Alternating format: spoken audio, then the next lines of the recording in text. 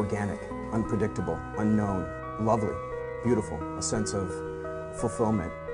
This is part of the pleasures of life and not the chores of life.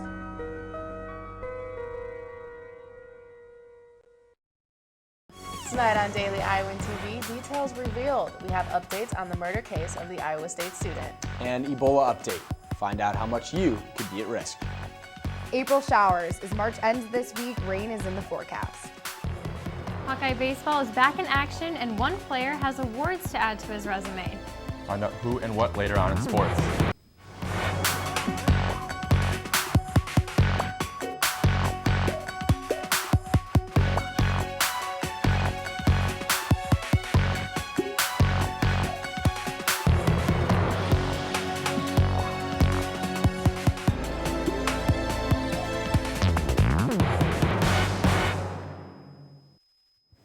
Happy Tuesday, everyone, and thanks for tuning in. I'm Alana Neal. And I'm Jeremy Meyer. A press conference was held at City Hall yesterday in Iowa City for the murder of Tong Xiao, an Iowa State student who was allegedly murdered by her boyfriend, Jiangnan Li, a past University of Iowa student, in September of 2014. Li fled to China after the alleged murder and recently made an appearance in a China court where he admitted to strangling his then-girlfriend. Lee's sentences could range from 20 years to jail to the death penalty. Now, the judge has 6 months to announce the final decision. Authorities say Xiao died of suffocation, but don't know exactly when she died. Lee has not confessed that he is responsible for the suffocation, but is arguing that he never had a plan to kill her. Authorities say Lee could face a lesser sentence and avoid a death penalty because he's been cooperative after turning himself in last May. If you fly a U.S. or state of Iowa flag, be sure to bring it to Half-Staff Wednesday and Friday. Iowa Governor Terry Branstad would like the state to honor the deaths of the Des Moines police officers who were killed in a collision on Interstate 80 on Saturday morning. A wrong-way driver struck the police car of Susan Farrell and Carlos Punte Morales. A prisoner being transported in the car was also killed in the crash. In just a few days, the University of Iowa students will be holding their student government elections. Now this year, we have 2 tickets, the Block Party and the Yes Party. Daily Iowan TV reporter Zhao Li explores the Yes Party's platform. This year, we have a new ticket called the Yes Party, leading by the President John Lango and the Vice President Elliott Smith. The 2 leaders believe this election is about leadership, and there are some changes they are hoping to bring on UI campus. Some of the minutiae around student government that we want to come in and change. We want to provide an outside voice, both having run successful student organizations, and bring some of those principles in terms of results and just overall efficiency into the current student government. Both Lango and Smith will be giving up their entire salaries to fund student organizations on campus, and that number will be more than $16,000 a year. The 2 leaders have both been involved with student organizations on campus, and they noticed that student orgs receive the minimal fundings. And we understand that it's hard to operate a student organization like that and put on these great events if you don't have the funding. UI senior April Fox, who is a volunteer for the Yes Party, believes dropping the salaries is a good idea. I actually didn't know how much money the student government got to work with every semester, so I thought it was really weird that in the 3 years that I've been here so far, 4 years, I don't really even know what that money is going towards. So it's really interesting to me that they're willing to forego their salaries and start telling people where that money is going. Fox also said that the 2 are both great student leaders. Something that they're really focusing on is building up those things that are already established at U Iowa and making those things better. And so they really want to just support the things that students are involved in already. The voting will begin tomorrow. Students can vote through Iowa Student Information System. Reporting in Iowa City, Zhao Li, Daily Iowan TV. Republican presidential candidate Donald Trump has taken some heat after his campaign manager Corey Lewandowski was accused of assaulting a journalist. Michelle Field was covering Trump's campaign trail for Breitbart News when she claims to have had her arm yanked on when trying to ask Trump a question. Field is said to have showed a bruised left forearm to Jupiter Police in Florida just 3 days after the alleged incident. Jupiter Police arrest Lewandowski Tuesday morning after turning himself in. He will appear in court on May 4th. A hijacker who took over an Egyptian airplane this morning from Alexandria, Egypt, en route to Cairo is now in custody. Egyptian officials believe that this was not an act of terrorism, but possibly motivated by some personal issues. The United States Embassy in Cyprus says it's looking into whether any U.S. citizens were on board. The U.S. government is now working on the battle against drug addiction. The Obama administration made an announcement today about its efforts to fight against the epidemic of prescription drug and heroin abuse. It's a part of a new initiative to expand addiction treatment and increase coverage for mental health and substance abuse services. The administration is funneling $11 million towards state efforts and expanding medication-assisted treatment programs. They're also going to incorporate a task force to help with mental health and substance use. Ebola is no longer an international health emergency. The World Health Organization made the announcement Tuesday morning, but warned that previously infected males could still sexually pass on the virus up to a year after recovering. There are currently cases in West Africa, but have not been linked to the 2013 chain of Ebola transmissions. Now, Jeremy, the weather was so beautiful outside today, I couldn't imagine staying inside. And I loved being able to walk to my classes today. I had 2 of them, and it was just gorgeous en route to both of them. Let's toss it over to Becca Skadden in the weather studio. Hi, Becca. Did you do anything fun today to soak up the sun? Sadly, Jeremy, I was stuck in class most of the day, but I heard it was great outside. I'm loving it too. On this exact day last year, temperatures were almost the same as today's. The high temperature was 59 degrees and the low was 34. And I'm pretty sure every student was enjoying the warm outside air as much as they are today. We got lucky with temps today, but tomorrow's going to be a little wet. In the morning, we'll see temps around 42 degrees with a 30% chance of rain.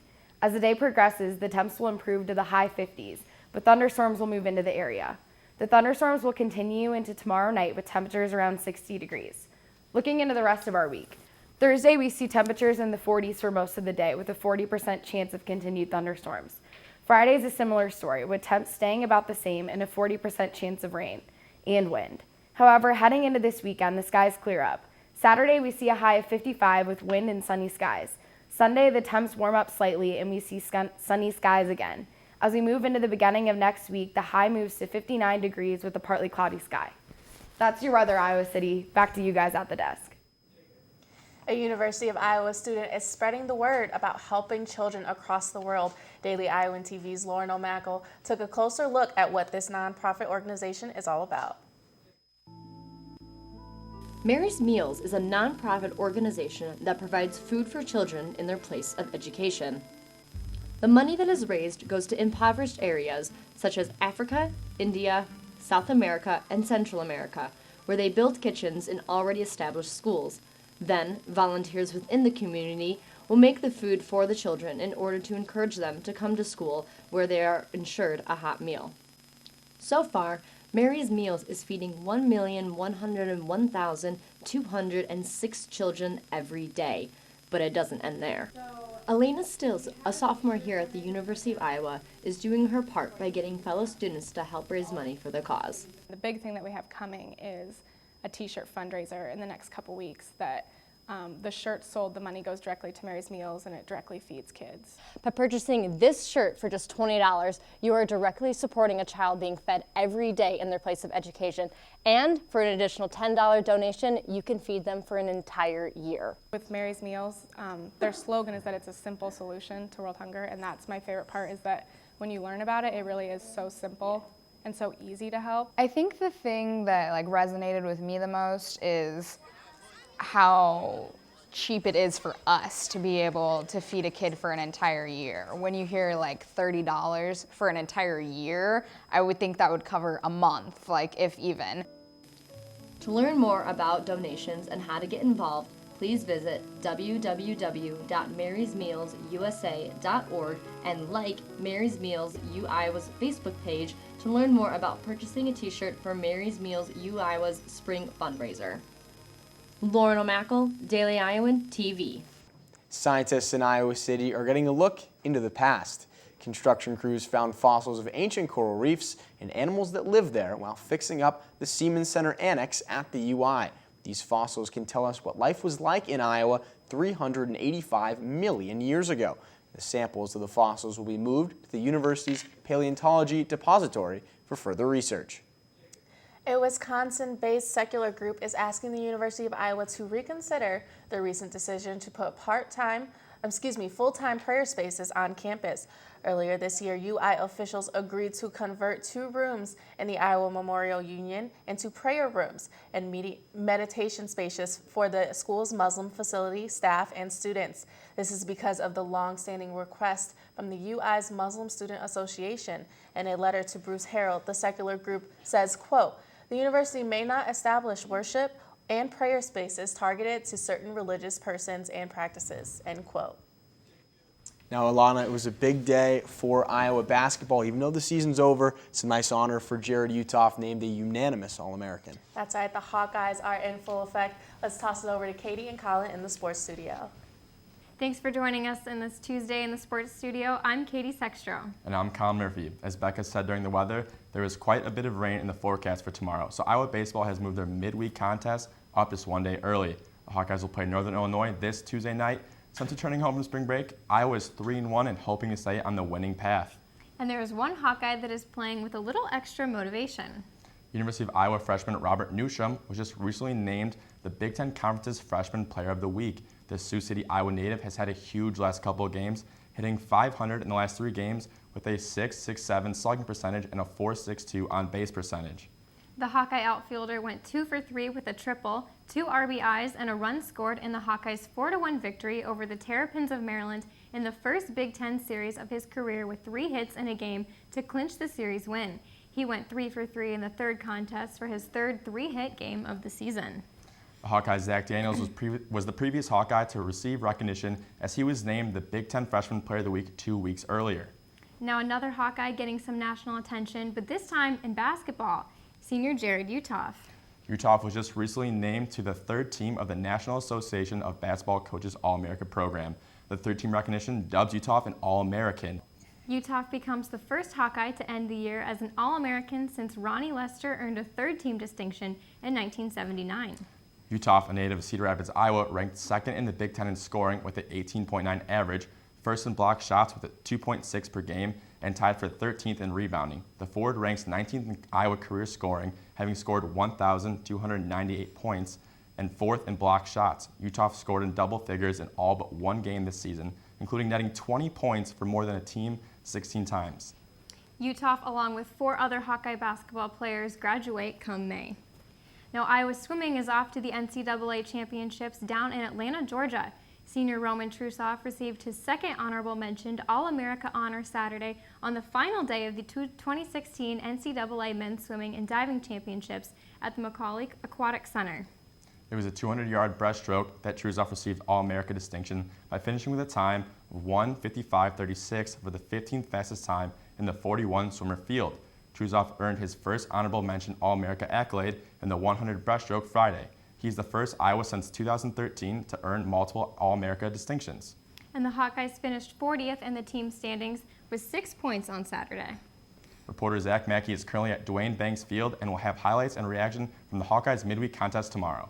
Along with a look at the Iowa gymnastics team who is gearing up for their NCAA regional contest right here inside Carver Hawkeye Arena this weekend. And that's all the time we have. Jeremy and Alana, back to you. 43 years ago today, the U.S. withdrew from the Vietnam War, and people are honoring those who fought and died for our country. That's right. Members of the United States Department of Affairs laid wreaths at the Vietnam Veterans Memorial in Washington, D.C. in honor of those killed in the war. This event is part of a 13-year ongoing tribute to mark the war's anniversary, which lasted from about 1950s to 1975. Now, about 9 million veterans served during the conflict, and more than 58,000 of their names are inscribed on the Black Granite Memorial in D.C. Thanks for joining us tonight on Daily Iowan TV. Be sure to scroll through our website, dailyiowan.com, for all the latest news. I'm Jeremy Meyer. And I'm Alana Neal. Have a wonderful night.